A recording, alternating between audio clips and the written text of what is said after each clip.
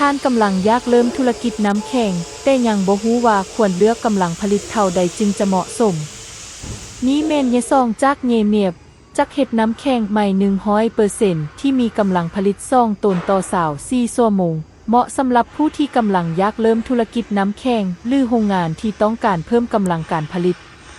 ด้วยกำลังผลิต2ตนต่อมื้อเยซองเป็นอีกหนึ่งทางเลือกสำหรับการลงทุนในขนาดที่เหมาะสมพร้อมรองรับการผลิตน้ำแข็งเพื่อจัดส่งให้ร้านอาหารร้านกาแฟ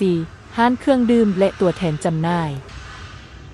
ตัวจักรถูกออกแบบเป็นระบบที่สอดคล้องกันเน้นการเฮ็ดเวียกที่มั่นคงและสะดวกต่อการนำใช้และอย่าลืมว่าในการเฮ็ดธุรกิจน้ำแข็งบ่แม่นว่าจักยิ่งใหญ่ยิ่งดีแต่สิ่งสำคัญคือการเลือกกำลังผลิตให้เหมาะกับตลาดและจำนวนลูกค้าตัวจริงของทาน